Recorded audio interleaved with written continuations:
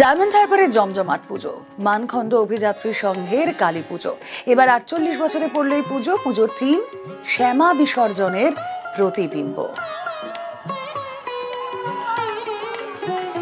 সরাসরি চলে যায় আনিসউদ্দিন, প্রতিনিধি রয়েছেন আমাদের সঙ্গে। আনিসউদ্দিন, সুন্দর মণ্ডপ সাজিয়ে তোলা হয়েছে, তাদের কি ভাবনা, কিভাবেই বা এই মণ্ডপ সাজিয়ে রেখেছেন তারা?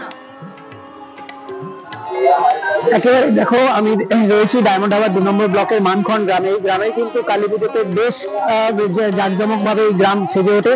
এবং আমি যে পুজো মণ্ডপে দাঁড়িয়ে রয়েছি, অভিযাত্রী সংঘের পুজো মণ্ডপ, এবছর 48 বছরে তাদের ভাবনা শ্যামা মায়ের বিসর্জনের প্রতিবিম্ব। অর্থাৎ যে তুমি জানো যে বিখ্যাত কালী সাধক রামপ্রসাদ সেন, তিনি বিখ্যাত কালী সাধক ছিলেন, এবং সেখানেই সেই থিমটাকে তুলে ধরা হয়েছে, যেখানে দেখা যাচ্ছে যে শ্যামা মা মণ্ডপ থেকে বেরিয়ে এসছেন এবং একটি একেবারে মণ্ডপের সামনেই একটি পুকুর তৈরি করা হয়েছে, যেখানে রামপ্রসাদ সেন মাকে নিয়ে বিসর্জন দিতে আসছেন, কিন্তু শ্যামা মা তাকে বিসর্জন দিতে দিচ্ছে না। সেই বিষয়টিকে কিন্তু মণ্ডপে তুলে ধরা হয়েছে এবং বাংলার যে ঐতিহ্য, হাত পাকা থেকে শুরু করে নানান উপকরণ দিয়ে মণ্ডপকে সাজানো হয়েছে।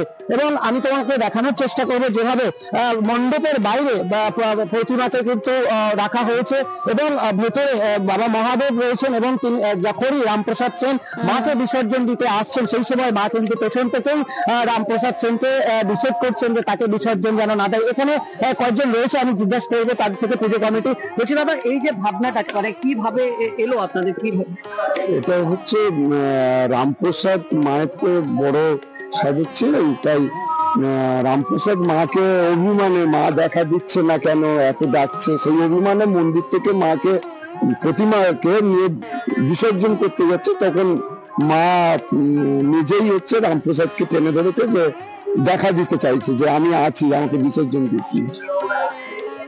একেবারে দেখো, এভাবেই কিন্তু এই মানখন্ড যে গ্রাম রয়েছে, এই মানখন্ড গ্রাম প্রতি বছর কালী পুজো আসলেই সেজে ওঠে, এবং সেভাবেই কিন্তু এবছর এই পুজো কমিটির ভাবনা শ্যামা মায়ের বিসর্জনের প্রতিবিম্ব। বেশ আনিসউদ্দিন।